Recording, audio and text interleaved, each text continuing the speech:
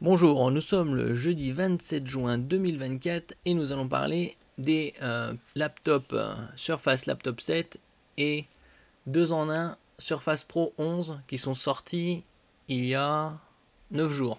Ils ont été commercialisés le 18 juin et ce sont des PC sous CPU ARM Snapdragon Series X Series.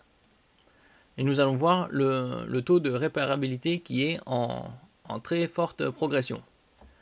N'oubliez pas de vous abonner pour plus de news sur le monde de l'high-tech ainsi que les bons plans également sur mon Twitter. Hier, on commençait le début des soldes qui durent 4 semaines et pas mal de bonnes affaires à réaliser. Surface Laptop 7 et Pro 11. La réparabilité fait un bond de géant. La Surface Pro 11 et Laptop 7, qui viennent de sortir, les nouveaux PC Copilot+. Pour avoir un certifié Copilot+, il faut qu'il y ait 16 Go de RAM, 256 Go de mémoire et un CPU dont la partie NPU qui se charge de l'intelligence artificielle d'une puissance de 40 TOPS, c'est-à-dire 40 000 milliards d'opérations par seconde. Les Snapdragon X Series ont une puissance de 45 TOPS. Il y a également les AMD Ryzen AI 300 qui ont 50 TOPS de performance. Et il y aura les Lunar Lake de Intel dans quelques semaines, quelques mois, avec une puissance d'environ 40-45 TOPS également. Leur démontage et le changement des pièces sont bien plus aisés que sur les générations précédentes, notamment les notebooks, qui passent d'un score de 0 sur 10 à 8 sur 10 sur iFixit. Alors 8 sur 10, c'est très élevé comme score.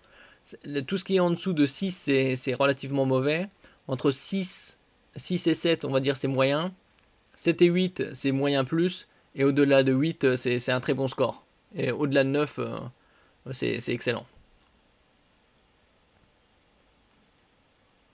Les nouveaux ordinateurs IA de Microsoft ont été commercialisés sous différentes formes lors de leur lancement, un notebook, la Surface Laptop 7 et une tablette, 2 en 1. On peut connecter un clavier. La Surface Pro 11.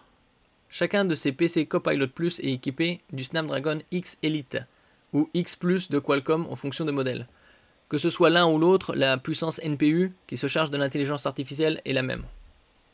Ces machines inédites riment avec innovation grâce à une intégration poussée de l'intelligence artificielle. En effet, le NPU des Snapdragon permet de gérer les tâches IA les plus complexes ainsi que les nouvelles fonctionnalités de Windows 11 24H2. En revanche, s'agissant de produits technologiques haut de gamme et connaissant l'historique de Microsoft, la question de la réparabilité peut se poser. Alors que le site spécialisé iFixit a donné la pire note au tout premier Surface Laptop, 0 sur 10, ça date, hein, parce que là on est au 7ème. C'est-à-dire 0 sur 10, il n'y avait aucune évolutivité, hein. On ne pouvait rien changer dessus. Celui-ci s'attaque aux nouveaux arrivants. Premier constat, il semblerait que le géant de Redmond ait appris de ses erreurs et propose des Surface Laptop 7 et Pro 11 bien plus faciles à réparer. Le notebook serait d'ailleurs démontable très aisément, simplifiant de ce fait l'accès à ses composants. Là, c'est le Surface Laptop 7.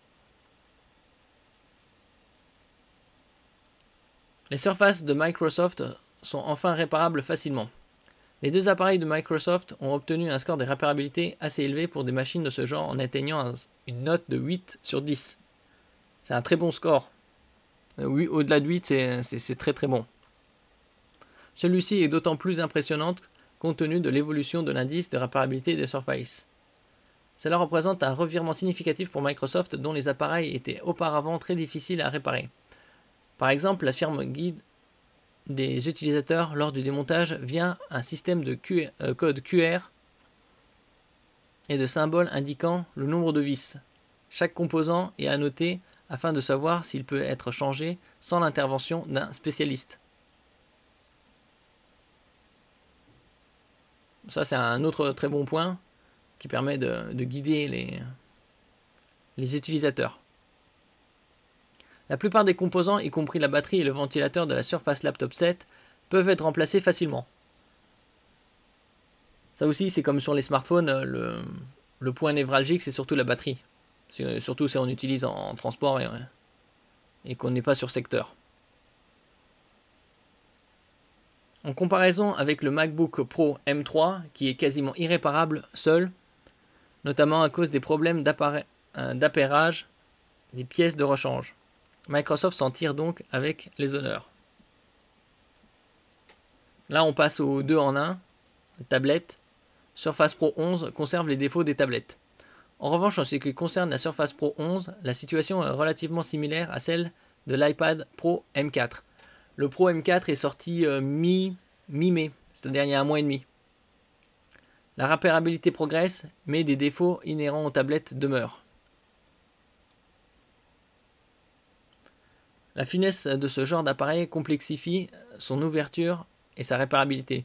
Oui, puisque les tablettes sont plus fines ou aussi fines qu'un smartphone. Par exemple, le iPad Pro M4 a une épaisseur de 5,5 mm, alors que les smartphones sont aux alentours de 7, 8 ou 9. En effet, l'écran doit être décollé afin d'accéder aux composants internes. De plus, la disposition de certains d'entre eux, notamment la batterie, nécessite d'en démonter d'autres. Néanmoins, ici encore, la Surface Pro 7 est une amélioration par rapport aux générations précédentes qui ne dépassaient pas le score de 6 sur 10. Voilà, c'est Surface Pro. Ça, c'est la tablette. Enfin, pour faciliter encore plus la démarche des utilisateurs, Microsoft va sans doute mettre des guides de démontage en ligne à l'avenir, avec un QR code ou directement sur le site. Cela devrait permettre aux consommateurs de la firme de faire des réparations eux-mêmes, jusqu'à une certaine limite, et de potentiellement économiser un peu d'argent sans avoir à passer par les services de l'entreprise,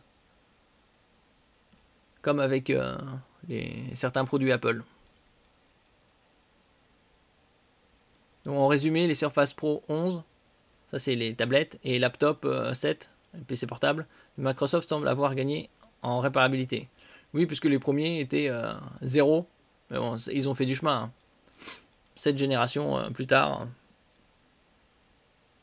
Et donc ça lui donne un score de 8 sur 10 qui est une très très bonne note.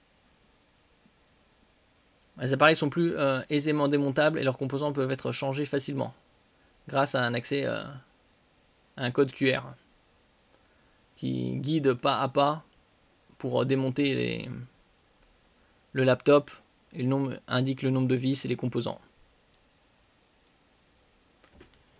Merci pour votre écoute. N'oubliez pas de mettre un j'aime, un commentaire, de partager et de vous abonner à la chaîne. À la prochaine fois.